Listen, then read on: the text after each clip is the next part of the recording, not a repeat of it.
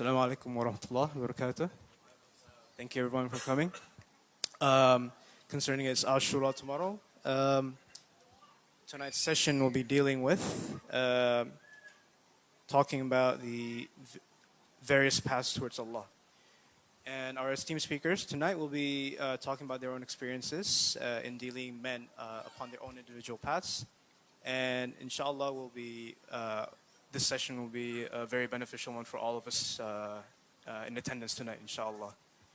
Okay, so to introduce our speakers, Sidi Haroon Sugich is a... Oh, where do we start, actually? So Sidi Haroon Sugich is the author of Signs on the Horizon, a book about the various awliya that he's met on his path, and the more recent Heart's Turn about the experiences of the various converts that he's met on his path.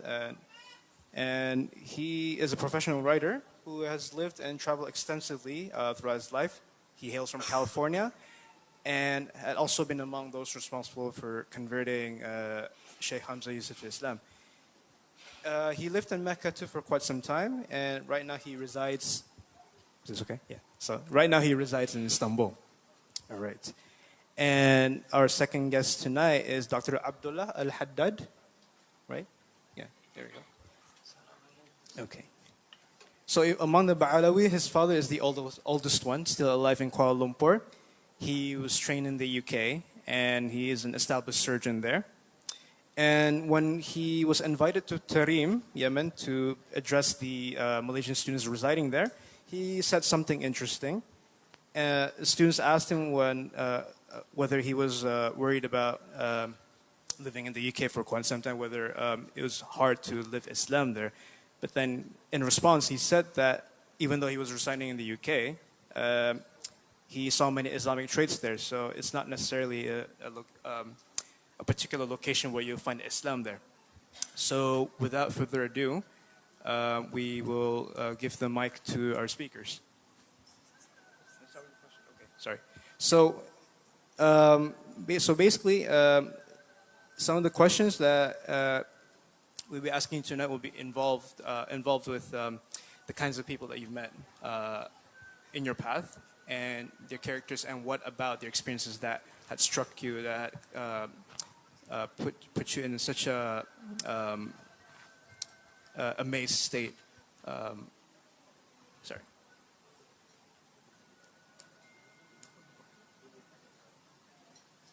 Sorry. Okay.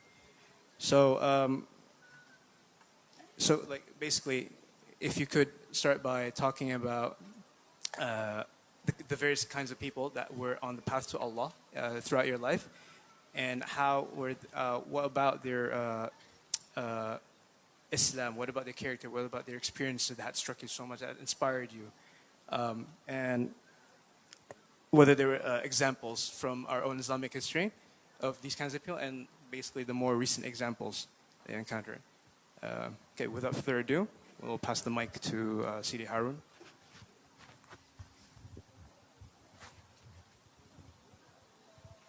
Bismillahirrahmanirrahim. Can everyone hear? You can't hear? Can you hear now? Now? Okay. Okay. In case you didn't hear the question, I was asked to talk about people that I've met along the way who've influenced me in some way, what similarities there were and what their character was. And I entered Islam in 1972 and immediately was initiated into a tariqa or a Sufi order. So my experience has been through that filter exclusively. Some other people have gone through different, forms of Islam, Salafi forms, different, experiences. But my experience has been solely among people of tasawwuf. And the people that influenced me the most,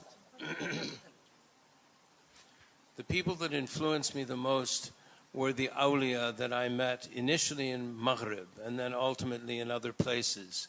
And what characterized these people was their beautiful, beautiful behavior and their character and their illumination, their luminousness.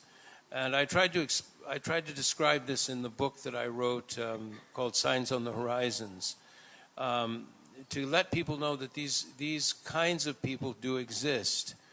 But what I would say is also in your own experience, you could have had a profound experience with your parents, for example, or an uncle, or the friend of the family, or someone who has a deep, deep, you could say, belief in Allah and a deep illumination. So it's not, it isn't, I think the theme of this evening is the various paths to Allah. Everybody has some extraordinary story, really, particularly on the way to belief. Before I became a Muslim, I had all kinds of experiences that led me toward Islam. And they weren't religious experiences at all. They weren't even remotely religious. They were more to do with what I was doing at that time. But then once within Islam, the turning point for me was really meeting people of wilaya, people who were luminous. And the first person I met like that was a man named Muri Abul Qasim. He was a murid of Sheikh Muhammad ibn al-Habib. And this was in 1972. And he was sitting in a circle, and his head was lowered, and people were greeting everyone in the circle. Can you hear me? Okay. Yeah, people, I have to be right. No, this is fine. This is fine, but I just have to be very close. And I was going around the circle, and I didn't know anything. I had no idea of the adab or anything. I was just imitating people, going around the circle, kissing each of the members of the assembly's hands. And I came to this man, and his head was bowed. And when he looked up at me, I almost fainted. Seriously. I mean, I almost lost my consciousness. He was so luminous. And he was the first person I recognized as a saint, as a wali Allah. And so this had it made a huge impression on me. And I used to sit next to him whenever I could, just because I was so. And there were other experiences I had. There was a great scholar in Morocco whose name was Sifudul al-Hawari. And we'd met him, and I remember sitting in a majlis, and he was giving a durs about wudu, about how to do wudu. It was very dry. It sounded very dry. People were shrieking, fainting, and weeping all around me. I didn't understand any Arabic at the time, but it was phenomenal. And he was just speaking very quietly and everything. People were crying and fainting, and all, he had this huge impact on people. But he seemed very sort of sober and sedate. And then later on, we were walking up one of the steep hills in Fez, and I saw this brilliant light from a distance. Incredible light. And I thought, what is that? And it was moving, and when it got closer, I realized it was a person. And I thought, who is that person? It was unbelievable. It was a piercing light. And when the light got close, I realized it was Sifudul. And he stopped and he shook everyone's hand and went on. But, you have experiences like that. But what really leaves an impression is the behavior of these people. And for me, the two most influential people that I had a long relationship with were Sayyid Omar Abdallah, Muini Baraka, who was from Hadrami extraction, but from Zanzibar, from East Africa, and Habib Ahmed Mashhur al-Haddad. And these men changed me completely. by being in their presence. And the thing that characterized both of them in very different ways was extreme humility. An extreme humility. When I would come in to see Habib, Ahmed, he would get up, and he had a damaged leg. He had a game leg. And he would get up and he'd go, Allah, Allah, Allah, Allah, Allah, Allah, Haroon, Haroon, Allah, Allah, Allah, Allah. Every time I would come, I was nobody. I was an idiot. But he gave me this kind of beautiful greeting every time. He had the most beautiful, he was luminous and beautiful. And he had such beautiful character, and he was kind, and he was sweet. And I remember people would come to him, and they would kind of, what I would call, dump on him. People would say, I have this problem, I'm changing my flat, I'm doing this, what should I do? And these are things you're not supposed to take to a Sheikh Murabbi. You're supposed to, this is something, he's wasting his time. And I was thinking, he was in the next room, and I was with Sayyid Omar, and I said, I don't know how Habib can stand being around someone like me. And Sayyid Omar turned to me and he said, Habib only wants to be alive because of someone like you. He said, otherwise he'd rather be with his Lord, with Rabbana. So this is how these people are. And they change you. And so I've been lucky because on the path, I've had these experiences with great awliya. And they're all very similar, and when they meet, they recognize one another. So there isn't some sort of competition. It's like my sheikh is better than your sheikh or something like that. They're all, I took Sayyid Omar Abdullah to the Haram to meet a sheikh that I would sit with, and I had some doubts about him. He was a Sudanese sheikh, Idrisi sheikh. And Sayyid Omar, as he walked toward the sheikh looked at him and he went, Abshir, Abshir, Abshir. And they sat down together and they talked. And after they talked for a while, we walked across the mataf. And I turned to Sayyid Omar, I said, what did you think? He went, he's wasil. He's so advanced, he can play. He recognized him, and this is what happens. They recognized each other, and it's a very beautiful thing when you have contact with people on the way who are pure like that, and we're lucky. We're lucky. Anyway, I'll turn the mic over to my colleague. Yeah. You want me to? Oh, Bismillah. You want me to keep talking?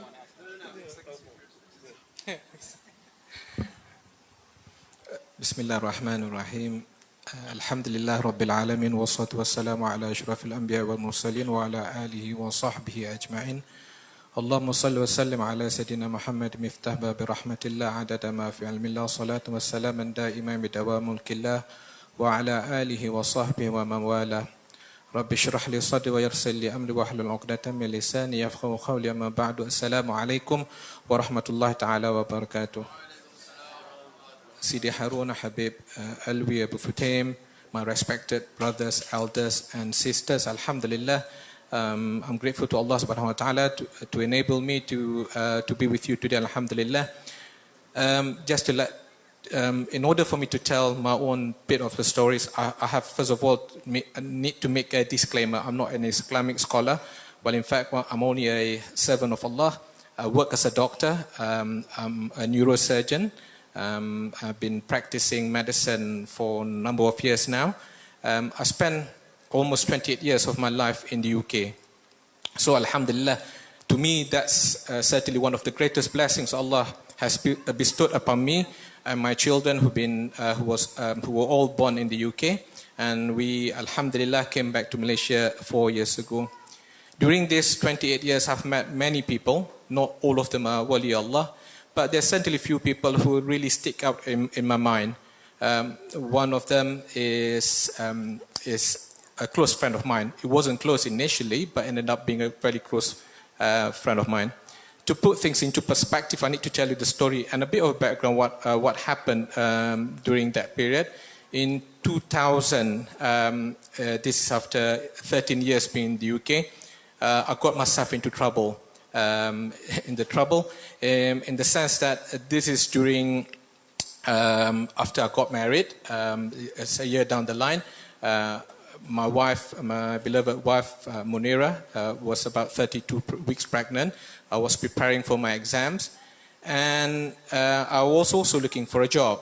And one day, lo and behold, because I was asked to go to the immigration office to renew my visa, my stay in the UK, I was told, initially I thought, 13 years in Europe, I shouldn't get into trouble. But this is my first trial in the UK. All of a sudden, because during that period, I was also asked to prepare for my research. Went there, nothing to be expected, and suddenly, to cut the story short, I was asked to leave the country. So this is something like, my wife is 32 weeks pregnant. She's no longer able to fly. I don't have any job to go to. And then I was asked to leave the country. So I thought, how could this happen to me? But that very moment, I remember the ayah, "Inna ma'al usri yusra, fa inna ma'al usri yusra." Every tribulation, there's an ease. And lo and behold, every tribulation, there's an ease. So it was a difficult time for me because I could not, the way I felt it, I could not move forward. I could not turn to the left, right, and back. But the only thing I could ask for was Allah's help. And so it was a difficult moment for me because I don't know what to do. But because I didn't have any money. Because without any visa, I was given essentially. I was asked to leave the country without right of appeal. So normally, if you're asked to leave a country, you can seek a solicitor's help, a lawyer's help, to stay in the country. But in my position, I could not leave I could not ask for help. So during this difficult period, I met a brother who's also a doctor. So this is about a week down the line. When I met him at my research center, he didn't know who I was. And I said to him, "Look, I'm in a difficult moment, and could you lend me some money?" He's a Pakistani chap. I'm Malaysian. I've got we've not met before. I don't know what my future going to be. And then I remember him saying to me, "How much do you need? How much do you need?" And I said to him, "Whatever you can give." So he said, okay. He wrote me a check, and it was worth £2,500. So nearly 10,000 ringgit.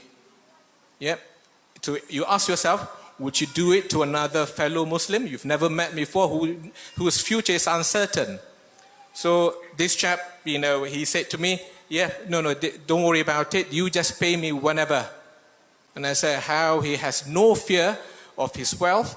He was the degree of tawakkul. This is a normal Muslim doctor. There's nothing special about him, obviously, except for his iman and tawakkul to Allah. So, because it took me a bit of time for us to settle our visa problem. It took us nearly a year. And 2-3 months later, after my wife delivered our first child, Khadija, alhamdulillah, everything went well. And during that period as well, alhamdulillah, I got through my exams, obviously with Allah's help. And then that moment, the second moment, I need to ask him for financial help again. I've not settled my first payment, and then again I went to him to seek for second assistance. And I said, yes, I'll write you another check. Another 2,500. I've not settled. So, and then at the end of it, I said, Musawa, his name is Dr. Musawa, what about if I leave, what about if my visa is not approved and I will have to leave this country without being able to pay back to you?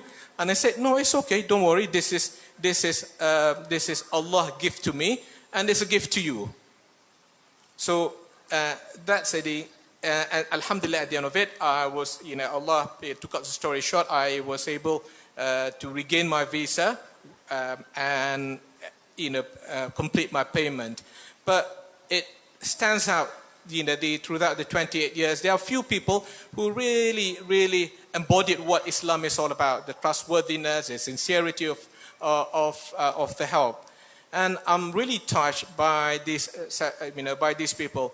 They don't necessarily be Muslims. And I must confess that I've learned more about how to behave as a Muslim in a non-Muslim country than in Malaysia currently. Yeah, the traits of the prophets are all of them, unfortunately. And I'm really hoping that some of these good people of mine, are given the hidayah to embrace Islam. Because let me tell you, once you are out of the country, you will appreciate what you actually have within yourself. The hidayah is the priceless gift of Allah subhanahu wa ta'ala to all of us. And if you, some of my friends, really beautiful people, beautiful neighbors, they are not being given this hidayah. And if you could understand what it means, that these people, if they died, they will be, na'udhu billah, will be gathered in hell, na'udhu billah.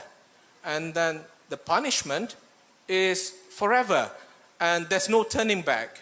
So, what we hear is not, we have been given a special gift by Allah subhanahu wa ta'ala, and I think it's incumbent upon us to spread this love, this gift to other people around us.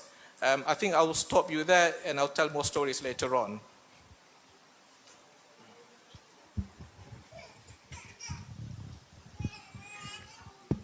Barakallahu feekum for the stories. So, another follow-up question to both of our speakers. So the common theme that ties both stories together was the husn dhan of Allah. For Sidi Haroon, it manifested through his encounters with the people on the path, with the awliya. Whereas for Dr. Abdullah, it was husn dhan of Allah had manifested through the humility that had been embodied within the challenges that he faced. So my question is now, how has this husn dhan of Allah manifested throughout both of your lives time and again as you encounter other people, and how has that contributed to your own spiritual development and your understanding of the deen, and how has that affected perhaps your da'wah to other people that you've encountered? Oh, okay.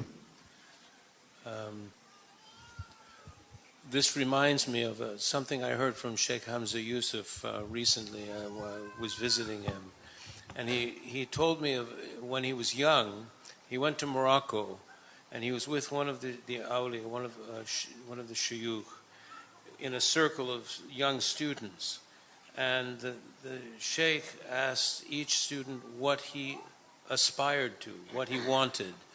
And the students were coming up with all these different things. I want knowledge of God. I want, this. I want that. And Hamza said that he was confused. He didn't know what to, he didn't know what to ask.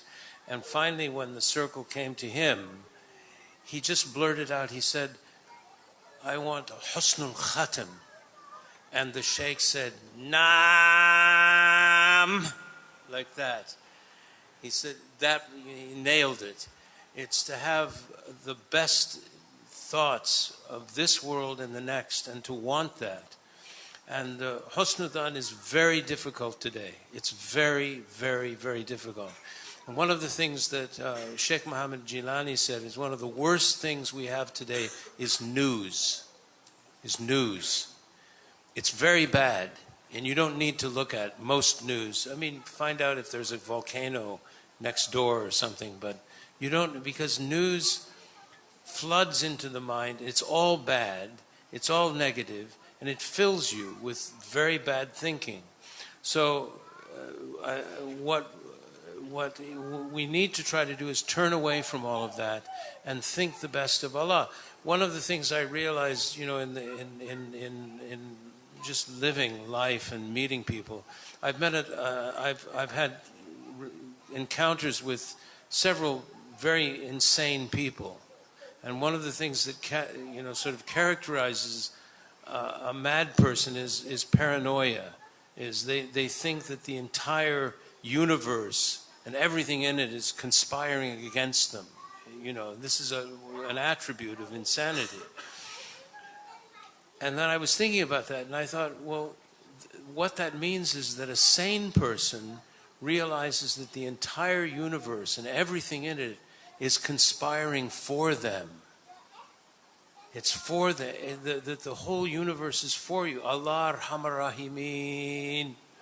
Allah is the most generous of the generous. Allah Razzaq. Allah is everywhere manifest. Allah is with us all the time. Allah is closer to us than our jugular. How could we have a bad opinion about anything? So it's a discipline we have to take on.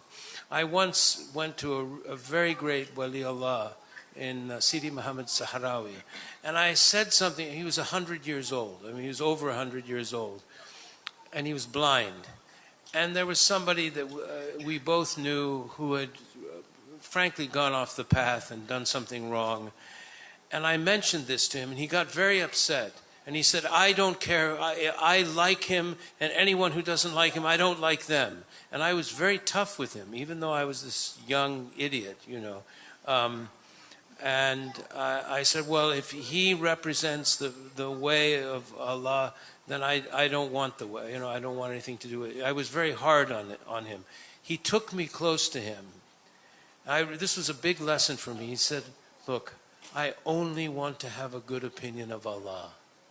And here I am bringing up some inconsequential, something stupid.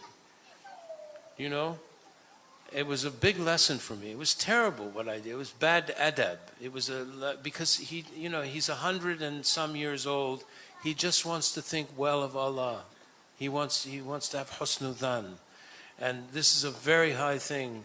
And Sidi Ali al-Mirghadi, who was one of the fuqara of Sheikh Muhammad ibn Habib, he said that husnul dhan is like you're looking at an oasis. And you see the green, and you see the water, and you see the beauty of it. But if you go closer and closer and closer into it, you start seeing someone beating his donkey, stealing from another person. You start seeing all the bad things. So it's stepping back and having husnul dhan as much as possible. But I think also in this time, stay away from all the news and all this drivel of endless bad, because it affects people. They're very badly affected by it. Bismillah.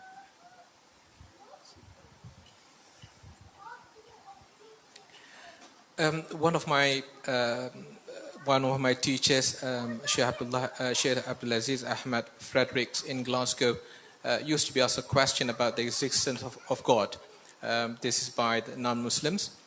What he did was he simply said, he will tell that particular person, could we just, this weekend, could we arrange to go to Glencoe? I'm not sure if any of you have been to Scotland, and be to the mountainous area of Scotland called Glencoe. This is a beautiful area. So what he would do, he'll gather these people who disbelieve in the existence of God, and he would say, once we reach there, I just pause a moment, look at your surrounding, the beauty of Glencoe. That would put the inner beauty of Allah within oneself. And you cannot refute the existence of God with the beauty of your surroundings. That's one occasion. And then for me, husnul zan of Allah is all the gracious, all the empowerment, the beauties, the bounties Allah has given all of us. To me especially, I see the beauty from within. I'm not talking about a beauty of the heart. I'm talking about the greatness of the creation of God, i.e. human. being a doctor, I operate on brains. So I see the intricate beauty, and obviously not many people will get the benefit of this, but once you see the inner beauty, the inner architecture of human body, you will be amazed how someone could not understand and be grateful to Allah subhanahu wa ta'ala for what He's given us. The ability, just even for me to speak to you, our brain is organizing the word, the thought process, and then passing the information to our vocal cords, be able to get it through to you, and my voice will travel along the air and then get to your ears. The eardrum will transmit all the information, interpreted by the brain, and then hopefully you understand what I'm talking about. And then do you question that how could you have any bad thoughts to Allah subhanahu wa ta'ala for this simple gift? Do you not see that the ability for you to see me as as the greatness of Allah? Can you not understand the beauty of understanding the words is the greatness of Allah? So I think it's so important for us to be able to ponder. My teacher this afternoon told me, Sheikh Abdullah Jahaf, said, Afala, to every one of you has a beauty, could you not see it? Afala, sorry, I've got... Yes, وَفِي أَنفُسِكُمْ أَفَلَا تُبْصِرُونَ. Within you, do you not see it? Do you not see the beauty? Yeah. So, and then the beauty within the humanity. I just like to tell you another story. One day I was traveling to work, and then in Malaysia, once you encounter another car, sometimes you'll chase who will pass through the route if it's a small path. Yeah. I was this is me one day on my way to work. I came across a small path, and then in front of me is a taxi driver. So in Malaysia, sometimes we just try to squeeze through that difficult path. In Aberdeen, this particular taxi driver will stop and signal it to me initially. So he signaled, beam up to me and to say please pass, and I'll beam up to him, so please pass. So we're not getting anywhere. So the most beautiful thing he did to me was this. He would he leaned forward. Now remember, this is a car in front of you. He would lean forward and he did this to me, smile at me, and then did that to me. Do you know that moment essentially signifies the important traits of people around you?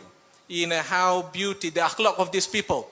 Over here, when we pass, we don't even acknowledge the other people who's already given you the passage of way.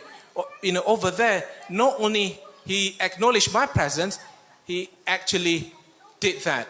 So the ihsan, if you talk about ihsan, this is not just a standard, beyond the standard. This is what I see lacking within us, the beauty of ihsan within all of us. I'm sorry, if I just spend a bit, 1 or 2 minutes.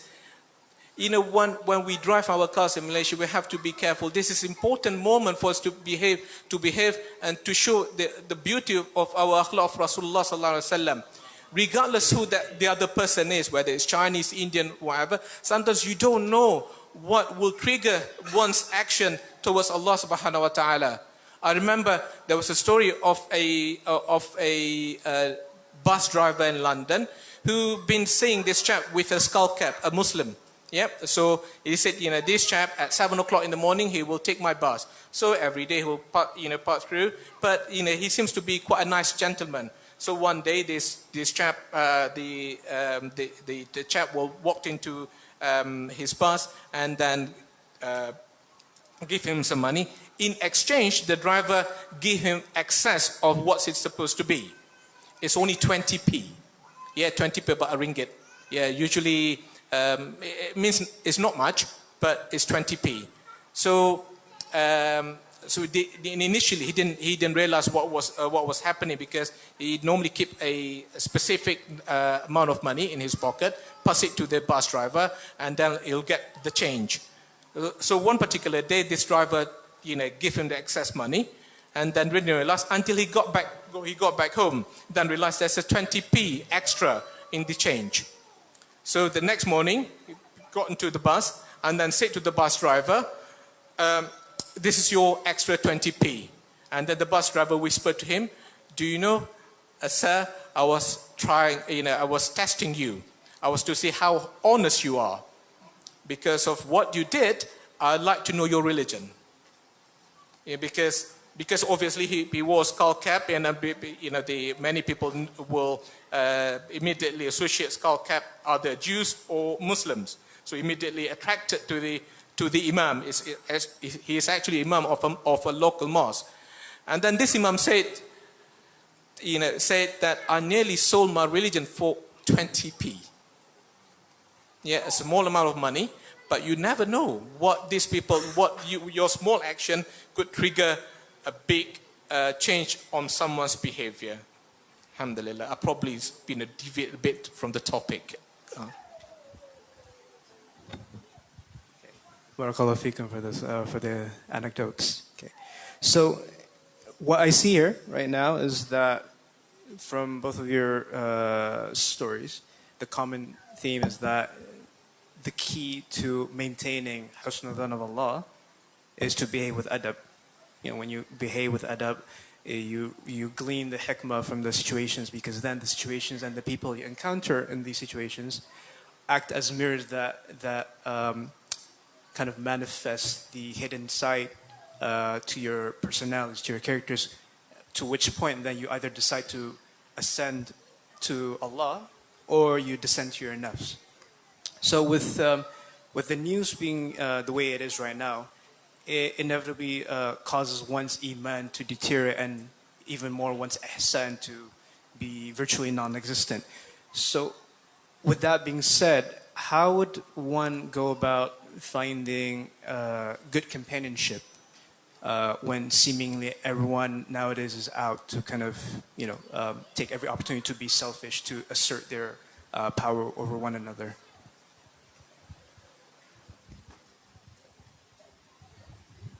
Well, I think first of all, companionship is fundamental to any kind of spiritual enhancement or living. You need to have, people confuse companionship with community. So they're talking about the Muslim community or the community of the mosque, or the communities are full of contradictions and problems. But companionship, you could have 2 companions, 3 companions, people that you feel close to.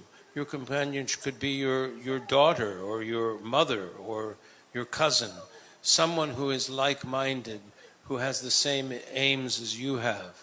And the test of companionship is longevity.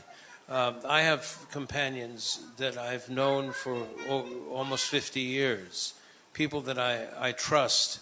I love them because I've seen how hard it is to do what we're all trying to do, which is to keep the deen, which is to purify the heart. It's not an easy thing. Nobody's doing it anymore. But it's possible. I was working in Dubai for 15 years, and I went to my sheikh and I said, look, the only problem I have is I'm very isolated, because I'm kind of reclusive by nature. And he kind of shook his head. He said, you should beget your company, make them. And that's kind of what it happened. And I began to have people, companions, closer companions. So you can make this. And part of what we've done in the West is you bring people to Islam. Sayyid Omar Abdullah, Muini Baraka, he loved to tell people about Islam. He loved it. He absolutely loved it. He would take every chance he could. and he made things easy for people. The Regent's Park Mosque in London called him in a panic, and they said, "We need you quickly. We don't know what to do." So he went. He came over, and they took him to a Harley Street physician, and he sat with him, and the man said, "You know, I've treated many Muslims over the years. I've come to believe that Islam is true and that I should become a Muslim." And so Sayyid Omar said, "Oh, well, that's very good. You know, what's the problem?" He said, "Well, you know, I'm used to every evening I have a glass of sherry, and I've been like that every day for the last 30 years, and I just don't think I can give that up." You know, so then the imams are looking and saying, "You see what we mean?" He said, "Well, what else?" He said, "Well, you know, I just don't think I can pray every day 5 times. I'm very busy. I have many patients. I don't think I can do it." He said, "Okay, is there anything else?" He said, "Well, fasting, forget it. I can't fast." So the imam's going, "You see what I'm telling you? What do we do?" And Sayyid Omar said, "I can introduce you to Muslims who were born Muslim, who are accepted as Muslims, who do and do not do all the things you talked to me, you just told me." He said, "So don't let that stop you. You know, be a Muslim. And you build, you bring people to Islam. You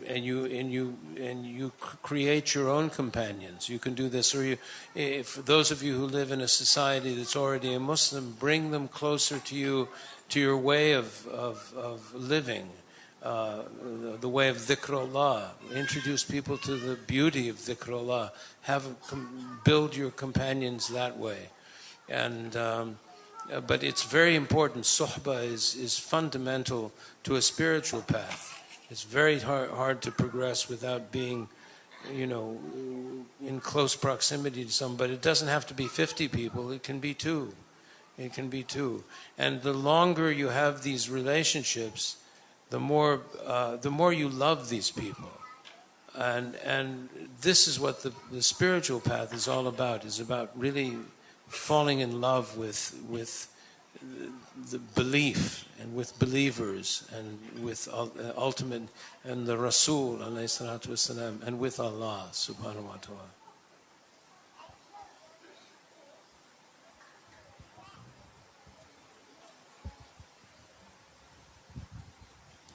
I think that question should be directed to Habib Alwi Abu Futtaim rather than me. Anyway, we cannot, as human beings, we cannot run away from negative thoughts. Sometimes it can be quite overwhelming. It will take the life of us. We all been through difficulties in life. We goes ups and downs, you know, through that, and it's part of trial and tribulations of us being a Muslim, being a human, being a human. These negative thoughts, sometimes you just have to train yourself to think positively about the life around us, the beauty of the people that we encounter every day, the gift of Allah, throughout our life, and sometimes I know it can be. We all know that it sometimes can be quite overwhelming. I see negative thoughts like dust, particles. If you look, if you open your Facebook, Instagram, whatever these days, you will see so much negativities and lack of positivities of what's happening around us, and this sometimes can be a killer to our good behavior, our husnul zan to Allah subhanahu wa ta'ala. I see it as dust that will settle on your furniture. If you take your time and effort to clear the dust every day, you've got nothing else better to do, and it will occupy your life. Yeah. So if you do it, you've got nothing else better to do. It will occupy your life. But if you take if you do it once in a while to clean the furniture of the dust, it will look clean. So how do we do that? I think having good companionship and being in the gathering of some things like this, gathering of ilm, of zikr, will empower you to get rid of your negative thoughts of the su'u zan that you would have, and try to force yourself to get rid of all the negative thoughts. It's a training. It's like, if you've not done a marathon, you have to do it slowly, in a short distance, and you'll build it up slowly. Initially, you thought, oh, no way, I'm going to run 42 kilometers. The only way you should do it, just do it. Initially 1 kilometer, 2 kilometers, and then build it up slowly. So I think that's only the advice I could give. And as I said to you, this particular question should be better directed to Habib Alwi. Thank you. Barakallahu feekum. So my last question before we open up the session to the audience for them to ask questions. So to tie it all together, having good companionship would allow a believer to continuously fall in love with the deen, and therefore increase their iman as they encounter believers who might not externally manifest what we deem as a proper Muslim, but their hearts are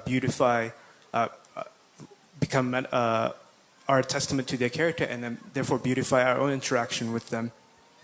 So would that mean that falling in love with Allah and Rasulullah sallallahu alaihi wasallam through our interaction with the believers that we encounter, does that involve giving up one's own grand designs for what one wants to achieve out of life, and instead allow oneself to be vulnerable, to be always in that state of intimacy with Allah by having that husnul in the first place? Having that good opinion of Allah, allowing yourself to be in that state of intimacy, in that vulnerability. Well, you can and should aspire to do both. We're not living in a time of great asceticism. And, Imam Abdullah al-Haddad, he said, we're no longer living in the time of the muqarrabun, of the awwaleen, of the early ascetics who did extreme ibadah and self-denial and all of these things that we read about in the books. We're no longer in that age. We're in the age of the people of the right hand. And this is very important to remember. And the shuyukh all recommend that you lead a balanced life, and you take time, you do these you do these things in a slow and systematic way. I've told this story a few times since I've been here, but Habib Ahmed Mashhour was approached by one of his very young murids, who I know, who went to him and said, I want you to take me to the goal. I want to go, I insist you please take me to have knowledge of Allah. And Habib said, don't ask for that. And he said, no, I'm demanding, I demand it, I need it, I must have knowledge of Allah. And Habib kept saying, don't ask for that. Finally, he insisted, and he said, all right, go to your wife, divorce her, say goodbye to your children, settle your affairs, and come back to me. He said, but I can't do that. He said, then don't ask for it. It's the way today is a way of balance and living in the world, but being aware that the world is passing. The world is passing. Everything passes. We lose everything. And to have that knowledge. One of my friends, Dr. Mustafa Badawi, who's translated many of the books of Imam al-Haddad and Ahmed Mashhour al-Haddad, he's done some wonderful translations. He's a psychiatrist. And I asked him once, what is the major contributor to insanity? I was just curious. And I didn't know what to expect, but what he said really, took me by surprise, and it shouldn't have. He said it's the denial of death.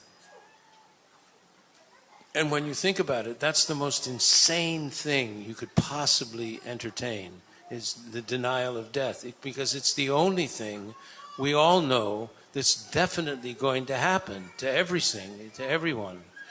So this idea of knowing that the world is passing, and also know that the ego is your enemy.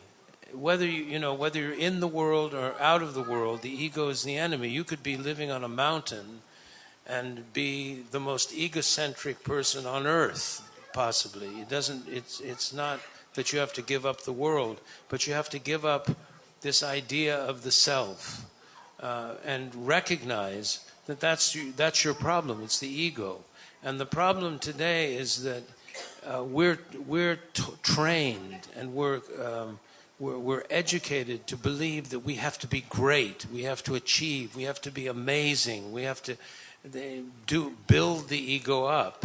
And in fact, it's not true. You can still be a great doctor, you can still be a great engineer, you can still be a great artist, and lose the ego. It's not mutually exclusive. But the more you're engaged in the world, the more you're engaged in things that revolve around the self, the slower your path will to be, unless Allah has chosen you to take you suddenly, by surprise, which happens sometimes, but I wouldn't guarantee it. So I think it's not mutually exclusive. You can do both, and you should want to do both. If you're in the world, you shouldn't say, "Oh well, I'll do this when I'm 70." I'm 70, and trust me, I've been working at this for like a long time, many decades, and it takes a lifetime to do these things, and that's the proper way. My Sheikh Sayyid Omar Abdallah, he quoted his own Sheikh, Habib Omar bin Sumayd, who used to say, he said to me what Habib Omar said to him. He said, "The later the better." It's better to have spiritual openings later, when you're more mature, than suddenly when you're not ready for them. So keep that in mind. It's a lifetime. We're accustomed to instant nirvana, enlightenment weekends. Everything's fast, speedy. This is not the spiritual path. It's something very gradual. It's something where you these things happen over long periods of time, and you shouldn't have someone who expects these things to happen overnight is delusional. They're not. It's not real. So you don't give up either. Make your way in the world, but know that it's passing, and know that your ego, the thing that's building that you think is so important, is not. It's your enemy, in fact.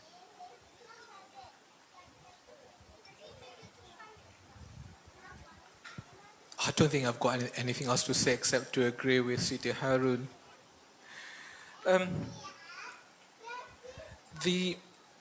This life is a journey, the journey that Allah has bestowed and asked upon us. Do you have another microphone? Do you have another microphone? Yeah. No, that one. I used to, sorry, can I detach that, please? Detach the, sorry. I need to use this as an analogy. So imagine this wire, okay, you can see the metal part of it, and then this wire is quite a long wire. It goes into that room, and also imagine the room, the wire continues on to center of Shah Alam, and goes around Kuala Lumpur, the same wire, and then goes around to London, okay, New York, Paris, back to Shah Alam quite a few times. And our journey in this world is this metal bit, if you look at the metal bit, there are various components of it, the smaller and a bigger component. Some of us will end at the initial part of it. Some of us, majority of us will be around about 70, 80s, inshallah, and some of us will be longer. And the truth of the matter is, this is the only life Allah has given us. There's no return. It's a one-way ticket forward. Whatever we do in this world is what we're going to reap in the hereafter, be it good or bad. If anything happens to us, if we do well, we'll be successful for forever. If we're not so sure about our afterlife, we will be punished, and the punishment is forever. And that's the reality of this world. So some of us will so engrossed with this life, they forget that the rest of the wire is there. And they thought, oh yes, I'm going to work really hard until I get to about 50s, then I'm going to retire and enjoy my life. And some of us may not reach to the age of 50. So some of us will fight, to get into positions of influence. Some of us expect to be rich. Some of us would want many lush properties. Some of us would want to get many children. And all of these are part and trials and tribulations of Allah has bestowed upon us. And whatever is good, Allah will ask about it. Whatever is bad, Allah will punish us for it. Jazakallah khairan.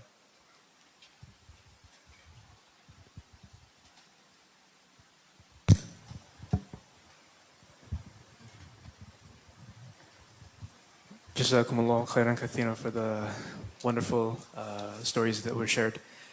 So we're in the last few minutes of the session, so we'll open up the floor for questions from the audience, if there are any.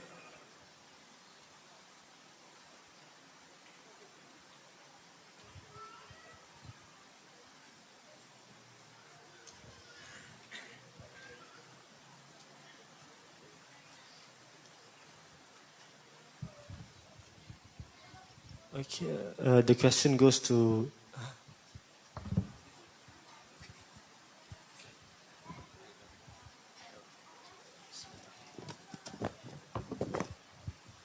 So these two questions are for Sidi Haroon.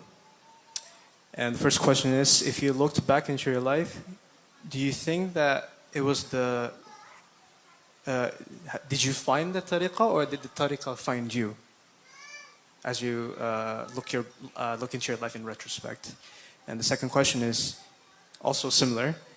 Did you think you found the shaykh, or did the shaykh find you?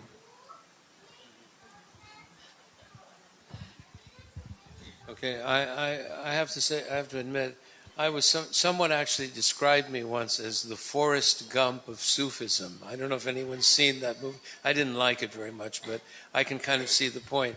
I was kind of an idiot. I walked into I was in a desperate state, and I recognized Islam, and I became a Muslim kind of intuitively.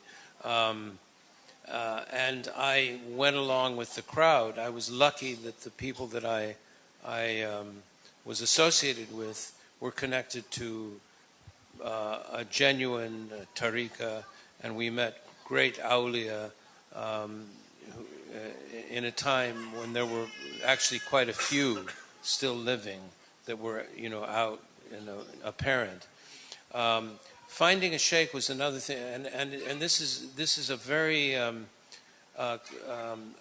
misunderstood problem. You have all these young people now taking bayah with this person and that person and this person, and they even get confused. They don't know whether they should take bayah with every person that comes through this town, or whether they should only have one sheikh, or that sort of thing. But in fact, the fact of the matter is that traditionally people don't do that. having baya is a very serious, it's a contract between the sheikh and the murid. And some of the shuyukh say that there are no murids anymore. And I'll give you an example. I'm an example of this in a certain way. My sheikh has given me a dhikr that I should do every day, which takes 9 hours to do. And he said, if you do this, everything will happen. But if I do that, I'm not here, you know. I'm not able to write. It's all consuming, and I've done it that way. When I do it, I have to stop almost everything I'm doing. And because life is very complicated, we're moving around, we're working, we're flying around, so it's hard. But this idea that you take baya, this is a very serious thing, and it's a step I didn't take until formally for about 15 years after entering the path, in that sense. I was doing the suluk, I was doing the dhikr and so on, but I didn't take a formal connection with a sheikh. And one of the things that Sheikh Abdul Qadir Isa told me once, he was a great Syrian sheikh, he said, he who is connected to the one who is connected, and he who is connected to the one who is not connected is not connected. So you have to be connected to someone who is connected to Allah and Rasulullah alayhi salatu wasalam. And there's a whole, way of discerning that. But the first time I took a formal bayah, I was with Sayyid Omar Abdullah for years, and I felt very close. I was very, very close to him. But all that time he used to say, you need to go and take the hand of Al-Haddad, of Habib Ahmed Mashur. And I said, but I feel closer to you. I love Habib, but he spoke English. It was easier for me. Sayyid Omar spoke. And he kept saying, you need to go to Al-Haddad. And then one day, I was on my way. I was in Jeddah, and I'd gotten very, very busy, and I just kept putting off going to visit Habib Ahmed in his home in Bani Malik. And one day I just had this feeling, I really have to go and sit with him. And it had been months and months. I went to the house, and I think one of his daughters answered the door, and she said, he's at the airport, he's going back to Mombasa. And I became incredibly upset. Something happened. I just became really distraught. And I rushed up to the airport, and I tracked down Habib, and I was sort of almost in tears. And I said, I am so, so, so sorry that I missed you. I wasted all these opportunities. I feel terrible. And he said, don't worry, Haroon. He said, I'm always with you, and you're always with me. And I was very moved by that. And I told Sayyid Omar sometime later, I told him this story. I said he was being very, very kind to me, and it was moving. He said, no. He wasn't being kind. He was a sheikh is not allowed to say this unless he is your sheikh and was your sheikh since before you existed. So that was the first time I went to him, and I asked him if I could take bayah, and he said, I've been waiting, And then after I said shahada with him and did bayah, he said, okay, now I'm your sheikh. And he just went on with everything. It's not a big, it's a connection you have already anyway. So finding someone and there's a dua that you can do if you're seriously looking for someone. The dua is Allahumma dulani ala min yadulani alayk. Allah, guide me to the one who can guide me to you. And ask from your heart, and inshallah you'll find someone who can. One of the things that Ibn Arabi wrote, that your sheikh is not the one who comes to you with miracles and illuminations. Your sheikh is the one who can give you what you need. And so everyone has a different teacher, a different guide. So anyway, I think enough said. Jazakumullah khairan kathir. And with that, we've come to the end of the session. And I'd like to thank everyone that's come to the session. And well, inshallah, it was a very enlightening and spiritual uplifting session for all of us. وبالله التوفيق وبالهداية والسلام عليكم ورحمة الله وبركاته.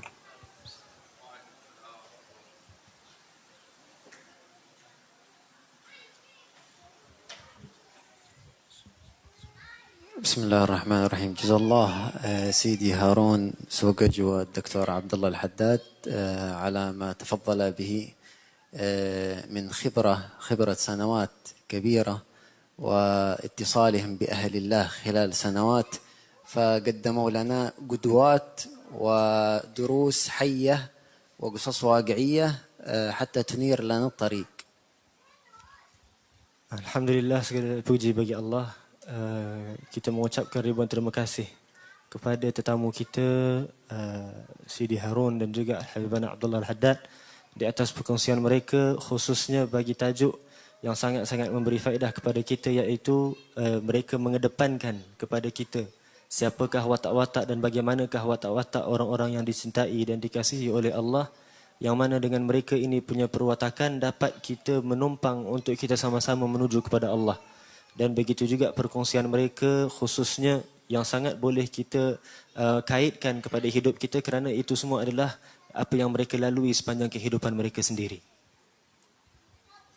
وهذه القدوات التي ذكرها كل واحدة لو تكلمنا عنها وعن القصص الشيوخ الذين ذكروه لطال بنا المجلس، ولكن ما ذكر فيه الخير والكفاية والمدار زي ما قال على حسن الظن. والله عز وجل في الحديث القدسي قال أنا عند قلوب المنكسرة عند حسن ظن قلوب المنكسرة من أجلي. Dan tentang pengalaman hidup ni, kalau kita nak cerita tentang guru-guru dan juga aulia-aulia yang kita dah pun menjumpai mereka, dan yang mana mereka ini memberikan kesan kepada kehidupan kita, setiap daripada kita pasti ada pengalaman masing-masing. Dan kalau nak diceritakan, nak ambil pengalaman setiap orang, pasti majlisnya tak akan habis kerana pengalaman sangat banyak.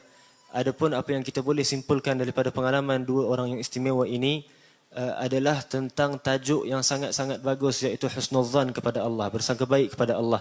Dalam hadis qudsi Nabi SAW bersabda, Allah berfirman, sesungguhnya Allah itu berada bagi pihak hamba yang hancur hatinya kepada Allah, dan apabila hancurnya hatinya kepada Allah, maka Allah berada sesuai dengan bagaimana sangkaan hamba tersebut kepada Tuhannya.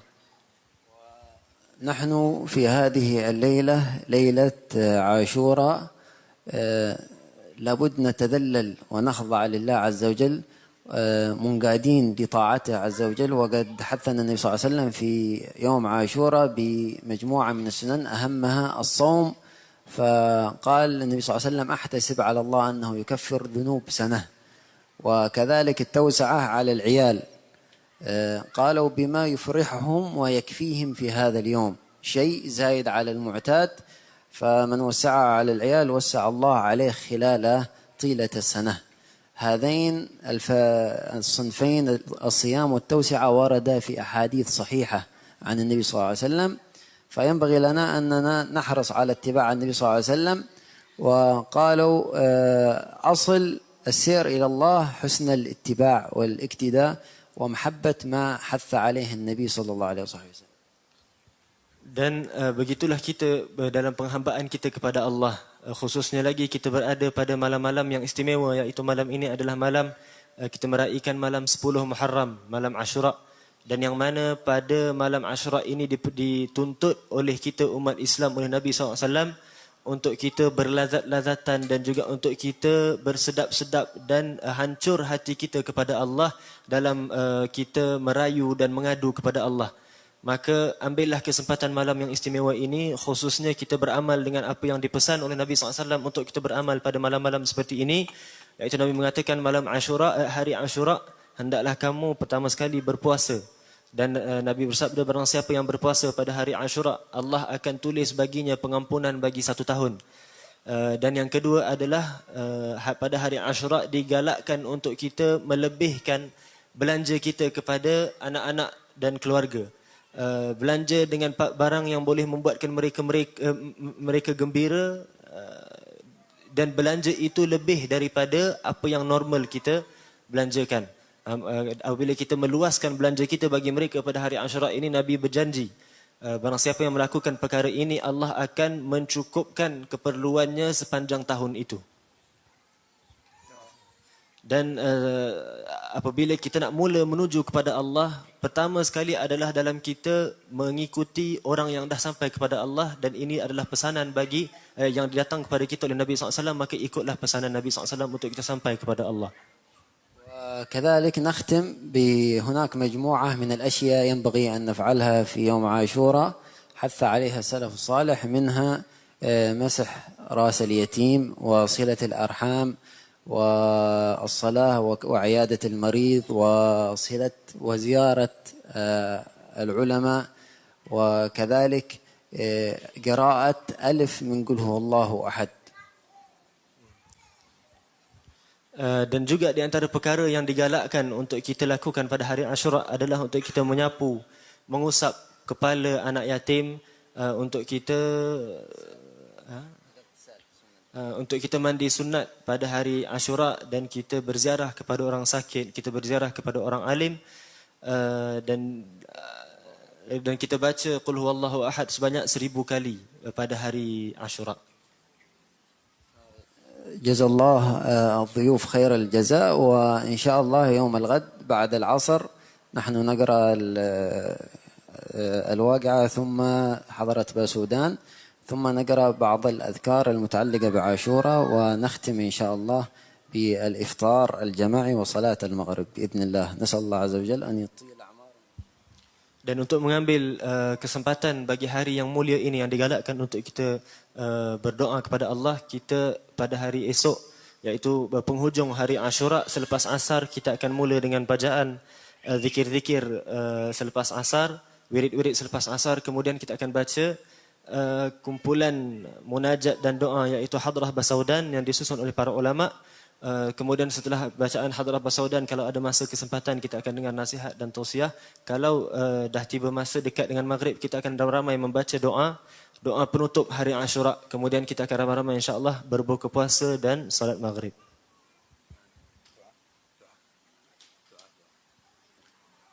اللهم صل على سيدنا محمد وعلى آل سيدنا محمد صلاة تنجينا بها من جميع الأحوال وآفات، وتقضينا بها جميع الحاجات، وتطهرنا بها من جميع السيئات، وترفعنا بها الدرجات، وتبلغنا بها أقصى الغايات من جميع الخيرات في الحياة وبعد الممات. اللهم أنزل علينا في هذه الساعات من خيرك وبركاتك كما أنزلت على أوليائك وخصصت به أحبائك، وأذقنا برد عفوك وحلوة مغفرتك، وانشر علينا رحمتك التي وسعت كل شيء، وارزقنا منك محبة وقبولا والتوبة ناسها وإجابة ومغفرة وعافية تعوم الحاضرين والغائبين والأحياء والميتين برحمتك يا أرحم الراحمين يا أرحم الراحمين يا أرحم الراحمين. اللهم لا تخيبنا مما سألناك ولا تحرمنا مما رجوناك، واحفظنا في المحيا والممات، إنك مجيب دعوات. سبحان ربك رب العزة عما يصفون، سلام المرسلين، الحمد لله رب العالمين. سر الفاتحة.